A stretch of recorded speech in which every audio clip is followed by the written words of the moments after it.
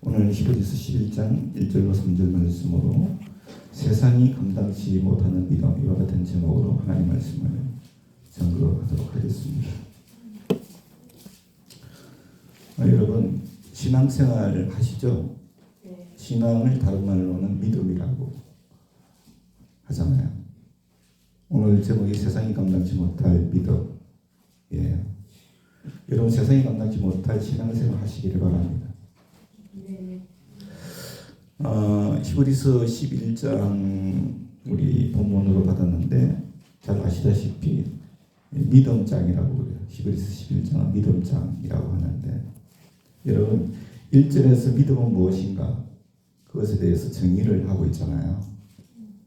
믿음은 주님 안에서 아브라함처럼 바라볼 수 없는 중에 바라보는 것이 믿음이에요.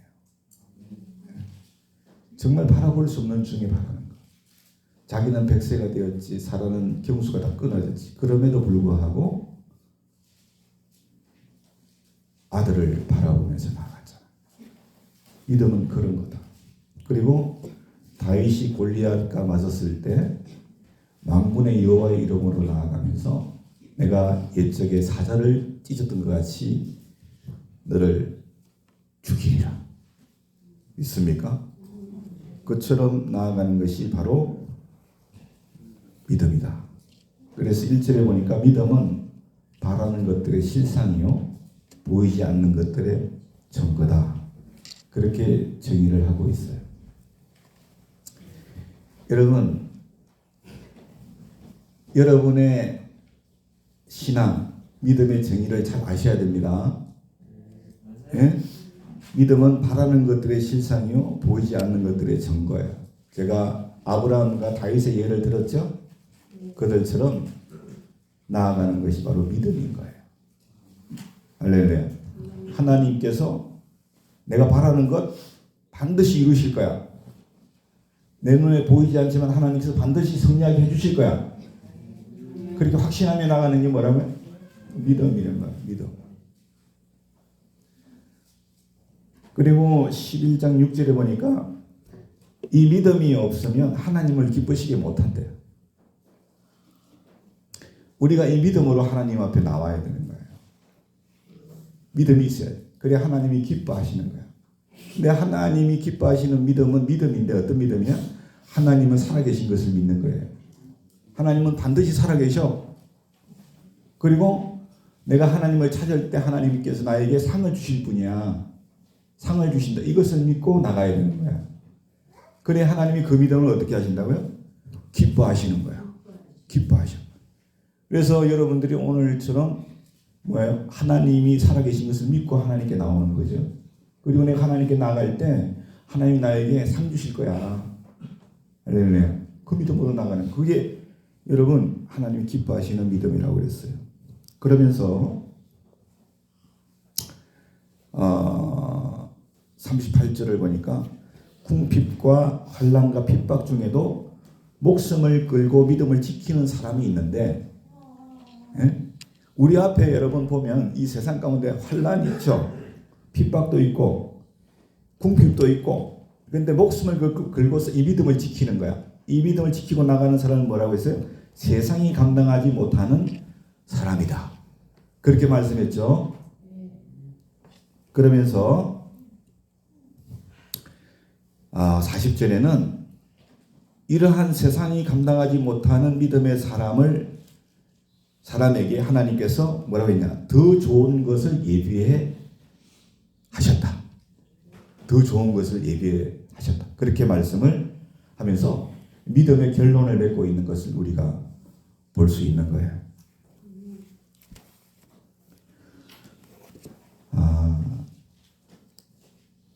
사랑하는 여러분, 우리 앞에 유혹이 있고 신앙생활 가운데 신앙을 방해하는 유혹이 있고 핍박이 있고 거짓과 불신 이런 것들이 얼마나 가득한지 몰라요. 이 세상에. 그러한 세상을 살아가는 우리에게 가장 필요한 게 뭐냐 하면은 바로 이 믿음이라고 하는 거예요. 믿음이 정말로 필요한 것이다. 그런데 이 시대는 하나님을 향한 믿음이 막 흔들려요.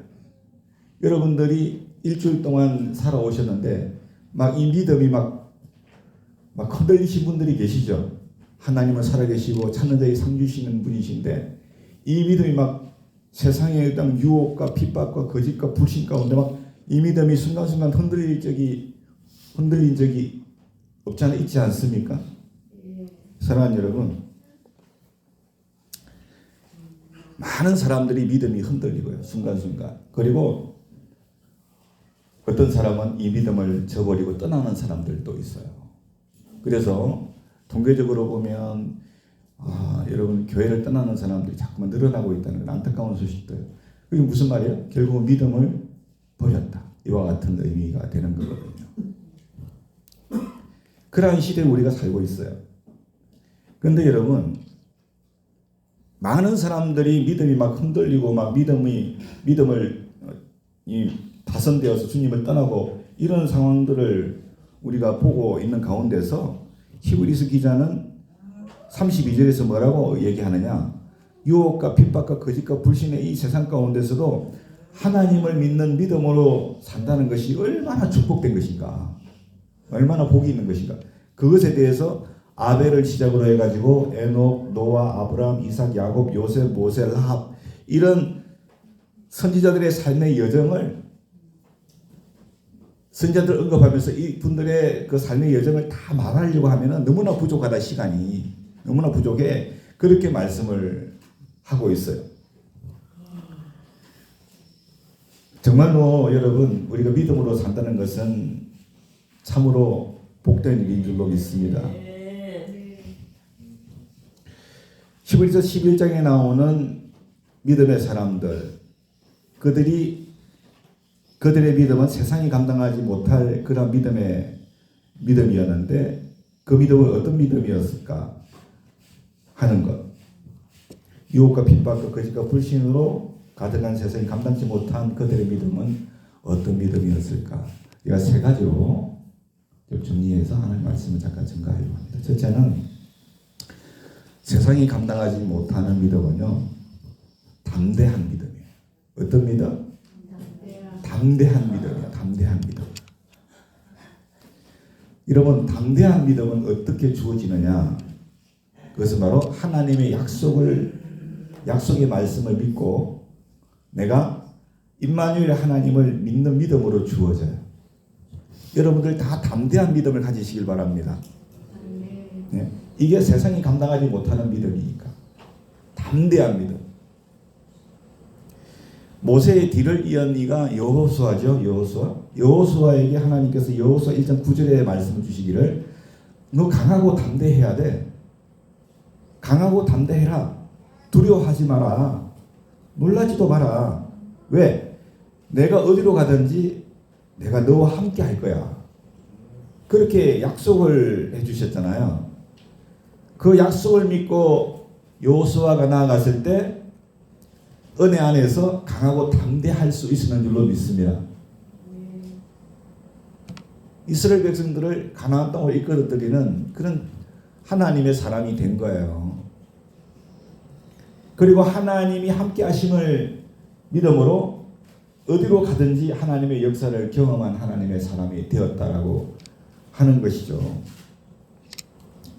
사랑하는 여러분, 민수기 13장 14장 말씀을 보면 정탐꾼 12명의 보고가 나오는데 10명은 하나님의 말씀과 하나님의 함께 하심을 보지 못하고 믿지 못했기 때문에 막 두려움이 생겼어요.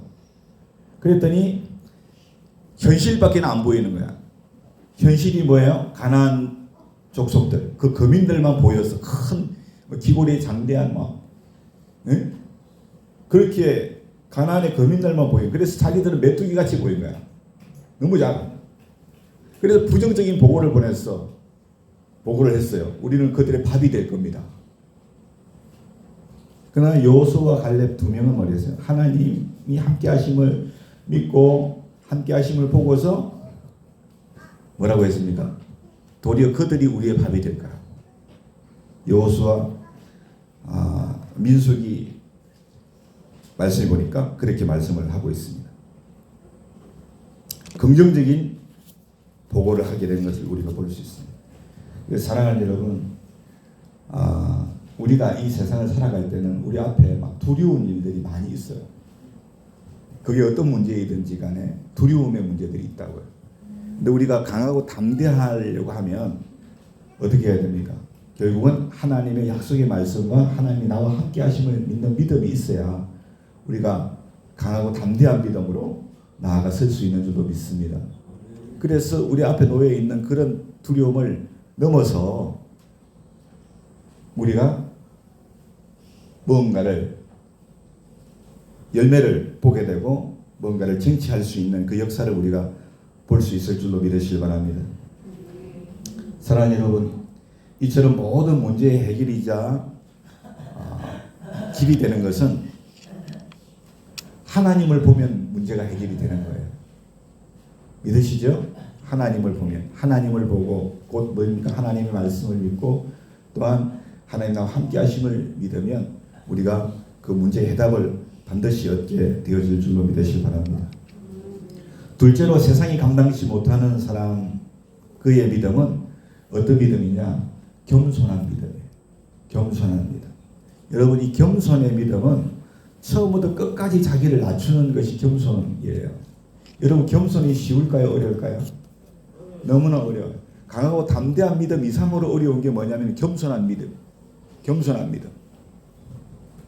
저는 교회 안에 겸손한 믿음의 사람들이 바글바글 하다 그러면은 대단할 것 같아. 엄청날 것 같아.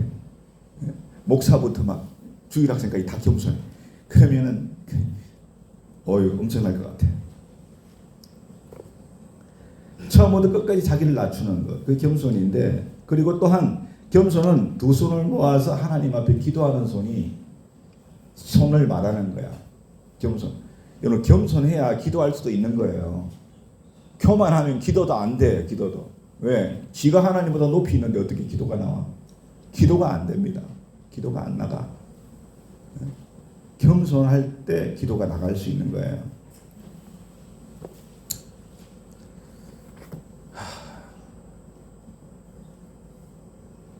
가끔씩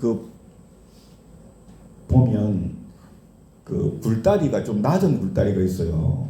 그러면 높이 조심 이런 문구가 적혀 있죠. 몇 메다, 높이가 몇 메다고 높이 조심. 아니면 또 문 같으면 머리 조심. 그죠? 너 교만하게 뻣뻣하게 들어오다가 머리 받치면 죽어, 이 말이거든. 항상 머리 숙이고 들어가야 돼. 그런 말이거든요. 그만큼 겸손이 중요한 부분인데, 겸손한 믿음이 참, 여러분 사무엘상 15장 17절을 보면 이스라엘의 초대 왕이 나오잖아요. 사울이라는 왕이. 그 사울이 왕이 되기 전에 얼마나 여러분 스스로를 작게 여겼는지 몰라. 그 사람은 키도 크고 얼굴도 너무 잘생겼어. 가문도 좋은 훌륭한 가문이야. 그럼에도 불구하고 자기는 너무나 작은 자로 스스로 여겼어요. 그걸 겸손했어. 그런데 왕이 되고 막 그래가지고 막 전쟁에서 이기고 그렇게 되니까 또한 모든 것들이 막 풍족해져 버리니까 사람이 교만해져 버렸어요. 그리고 자기가 교만한지를 깨닫지를 못해. 네?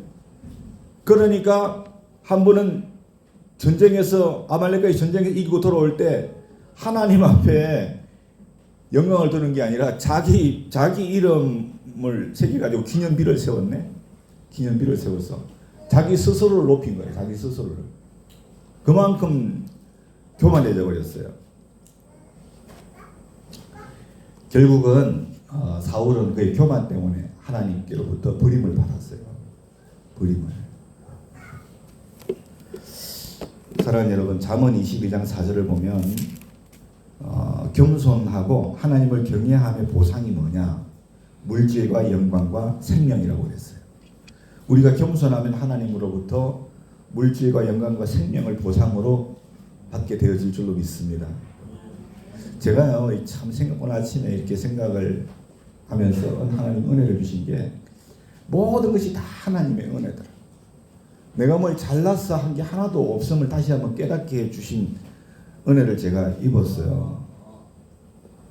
왜 그래? 하나님이 허락하지 않으면 우리가 아무것도 할 수 없잖아요. 하나님이 허락을 하지 않으면 인간이 아무리 원해도 하나님이 허락하지 않으면 아무것도 할 수 없는 게 우리라고, 우리. 아, 그 이때까지 내가 사역을 해오고 이렇게 설교를 하고 이 모든 것이 다 하나님의 은혜였구나. 다 하나님의 은혜였구나. 그것을 깨닫게 되니까 어떻게 해요? 겸손해지는 거예요. 겸손해지고, 아, 오늘 하나님 말씀 전할 때도 내가 하나님을 전적으로 의지해야지. 그렇게 겸손함으로 하나님께 나아가게 되는 거예요. 여러분, 똑같이 하루가 똑같은 일상일지라도 하나님의 은혜가 아니면 똑같은 일상이 될 수가 없어요. 그렇죠? 하나님 어제 주신 은혜 오늘 또 주실 줄 믿습니다. 하나님 의지해요. 그러면서 나아가야지. 그게 뭐야? 겸손한 믿음이거든요. 그 겸손한 믿음. 그 믿음에 하나님이 역사하시는 거예요. 뭘로? 재물과 영광과 생명으로. 이렇게 하나님께서 보상을 해주신다 그랬어요. 마태복음 11장 29절을 보면 주님은 온유와 겸손한 마음으로 섬김의 본을 보이셨음을 우리가 봅니다. 우리는 주님을 본받아야 될 줄로 믿습니다. 겸손에 있어서는 우리가 주님을 본받아야 돼요. 제자들의 발을 씻기시기까지 주님이 겸손하셨잖아요. 인간의 몸을 입고 이 땅에 오시기까지 겸손하셨잖아요. 그죠? 섬김의 본을 우리가 주님이 보이셨는데 우리가 예수님 그분을 믿잖아요. 그러면 우리 그분을 닮아가야죠. 겸손함을. 그렇죠? 주님의 마음을 품고 겸손함으로 나아갈 때 우리가 우리의 필요를 아시는 하나님이 채우시는 역사를 보게 될 줄로 믿으시기 바랍니다. 그래서 항상 여러분 세상이 감당하지 못하는 믿음이 뭐라고요? 겸손한 믿음이에요. 여러분들이 교회 안에서 어느 정도 위치에 있다거나 아니면 사회에서 어느 정도 위치에 있다 이렇게 생각되실 때 그런 분들이 더 겸손하셔야 됩니다. 더 겸손. 왜? 교만할 확률이 더 많거든요. 더 많아요. 예수님을 본받아서 겸손할 수 있기를 원합니다. 겸손한 믿음. 그리고 또 하나는 뭐냐면은 우리가 예수님을 본받아 겸손한 믿음을 잘 가지지 못하니까 예수님께서 하나의 카드를 쓰시는 게 뭔지 아세요? 바로 광야길을 걷게 하시는 거예요. 광야길. 광야를 경험하게 하시는 거예요. 여러분 내일 11시에 우리 아프리카 사막 광야 여행 갈 거예요. 선착순으로 9시까지 오세요. 딱 10분만 데려가겠어요 하면 여기 오실 분 있어요? 거기는 남평양 온도가 50도예요. 거기 가실 분 있습니까? 별로 없을 수도 있어요. 여러분 광야는요 말 그대로 광야는 물이 없는 곳이에요. 물이 없고 또 먹을 것이 없고 또 입을 것도 없고 뭐가 있어요? 정갈이 있고 뱀이 있어. 그 정갈과 뱀의 위협이 있는 것이야. 사랑하는 여러분, 광야는요 다시 말하면 어떤 의미입니까? 이 세상은 광야 같은데 얼마나 많은 위험이 있어요. 광야 같은데 그러면 뭘 의미해? 전적으로 우리는 누구를 의지해야만 살아갈 수 있어요? 하나님을 의지해야만 살아갈 수 있는 거예요. 하나님을 의지해야. 이스라엘 백성들이 광야 40년 지나갔잖아요. 광야길을. 먹을 물이 없어, 마실 물이 없어, 먹을 음식이 없는 거야. 전적으로 누굴 의지해야 돼? 하나님. 하나님을 의지해서 하나님이 물을 주시고 하나님이 먹을 것을 주셔서 만나고 매출하기를. 그리고 길이 없어. 광야는 길이 없어. 여러분이 오늘 길이 있으니까 다 찾아와서 이쪽으로. 광야는 길이 없네. 바람이 한번 불어버리면 발자국도 싹 사라지네. 광야는. 근데 하나님께서 길이 되어주시네. 낮에는 구름 기둥으로 밤에는 불 기둥으로 인도해 주시는 거예요. 그래서 한 치 앞도 모르는 이 광야와 같은 길을 하나님 우리로 걷게 하심으로 해서 우리를 겸손하게 만드시는 거예요. 늘 겸손하게. 아시겠죠? 늘 주님을 의지하게끔 그렇게 만드시는 거예요. 그래서 여러분들이 겸손한 믿음을 가지셔야 되고 이 세상이 감당하지 못할 믿음이 겸손한 믿음이에요. 하나님을. 오늘 마지막으로 세 번째는 세상이 감당하지 못하는 신앙, 믿음은 모든 것을 하나님께 맡기는 신앙, 맡기는 믿음. 출애굽기 19장 4절을 보면 모세는요 광야 생활 40년 했는데 그 광야 생활 40년을 회고를 하면서 뭐라고 했냐? 독수리가 날개 아래 새끼를 보호하는 것처럼 하나님께서 광야 생활에서 우리를 보호해 주셨다. 그렇게 말씀했어요. 광야 생활. 그렇게 고백을 했습니다. 여러분 제가 말씀을 서두에 드렸지만 인생길은요 시편 23편 4절에 보니까 사망의 골짜기라고 그랬어요. 사망의 골짜기. 시편 84편 6절에 보니까 눈물의 골짜기가 우리 인생길이라고 그랬어요. 우리의 인생길은 사망과 눈물의 골짜기와 같다는 것을 의미합니다. 사랑하는 여러분, 그렇지만 어떤 상황 속에서도 우리가 가는 길을 하나님께 기도로 맡기는 자는 평안을 얻을 수 있는 거예요. 믿으시죠? 하나님께 기도로 맡기면 눈물의 골짜기, 사망의 골짜기를 간다 할지라도 평안을 얻을 수 있다. 제가 말씀 전가하기 전에 간증을 했잖아요. 정말 사망의 골짜기, 저 사람 죽었네 이렇게 말할 정도로, 저 사람 눈물에서 헤어나올 수 없을 것 같는데 이렇게 누가 얘기할 정도로 되었을지라도 여러분 하나님께 모든 것을 맡기고 나아갔을 때 하나님이 평안을 주시고 길을 열어주시는 거예요. 맡기는 신앙이 세상이 감당하지 못하는 신앙인 줄로 믿습니다. 빌립보서 4장 6절로 7절에 아무것도 염려하지 말고 오직 모든 일에 기도와 간구로 너희 구할 것을 하나님께 감사함으로 하려면 모든 지각에 뛰어난 하나님의 평강이 우리의 마음과 생각을 지켜주실 것이다. 말씀하신 줄로 믿습니다. 하나님께 다 맡기는 거예요. 하나님께 맡기고. 제가 늘 가끔씩 말씀드리고 저도 약한 부분이 너무 많아요. 다 하나님께 맡기고 여기 나온 거예요. 제 약한 부분을 생각하면 설교 못해요. 진짜. 너무나 제가 연약하니까. 설교 못. 하나님 책임져 주실 것을 내가 믿고 내가 나아가요. 하나님. 다 맡깁니다. 하나님. 사랑하는 여러분, 마태복음 26장 39절에 예수님께서 겟세마네 동산에서 땀방울이 핏방울이 되도록 흘리시면서 기도하신 거 아시죠? 뭐라고 기도했습니까? 하나님, 나의 원대로 마옵시고 아버지의 원대로 하옵소서. 믿으십니까? 하나님께 다 맡기는 거예요. 하나님께. 내 원이 있지만 내 원대로 마시고 아버지 뜻대로 해주십시오. 믿으십니까? 그렇게 하고 기도하시고 십자가에서 죽으셨는데 부활의 영광 가운데 나아갔잖아요. 우리도 눈물의 골짜기, 사망의 골짜기 지나는데 누구 한 사람 알아주지 않아도 다 기도로 하나님께 아뢰세요. 맡기고. 그렇게 하십시다. 그러면 세상이 감당을 못해. 능히 하나님께서 승리하게 하시고 더 좋은 것으로 예비하여 주신 줄로 믿으시기 바랍니다. 저 인간은 죽을 것 같았는데 살아났네. 하나님께 다 맡기니까 살아난 거예요. 할렐루야.